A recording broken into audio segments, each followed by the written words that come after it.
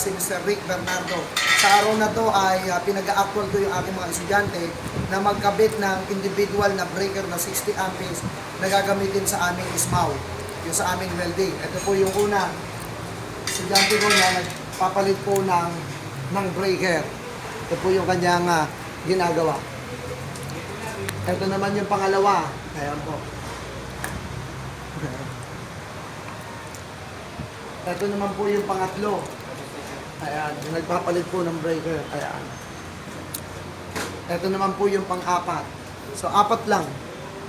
Apat lang kami. Okay, so apat lang po yung papalitan namin kasi nagpalit po kami ng bagong welding sheet.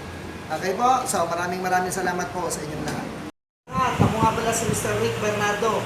So, ngayon po ay iti-testing po natin yung kanilang mga breaker na pinalitan. Dati pong 20 ampere, ngayon po ay 60 ampere na. So, bali, bago po kasi yung ating welding machine, Yamato, na lumang version, hindi po siya inverter.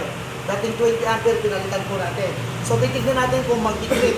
So, ilalagay ko po yung switch ko dito sa likuran, yung pinaka-selector switch sa 1, 2, 3, 4. Okay po, titignan po natin yung spark kung okay na po.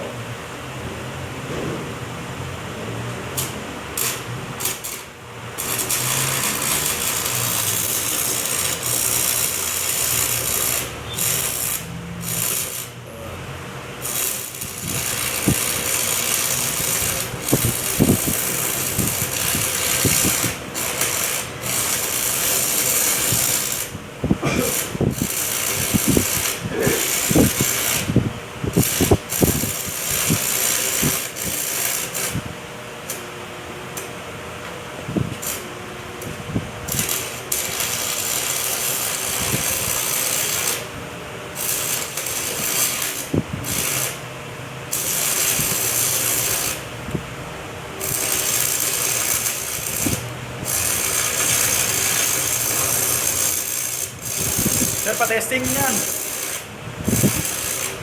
Sir. Okay po, maganda po yung penetration at hindi na po bumigay yung ating breaker po. Maraming salamat po. Like, share, comment, and subscribe to my channel. Pakipindot na rin po ang notification bell para lagi kayo updated. Thanks for watching.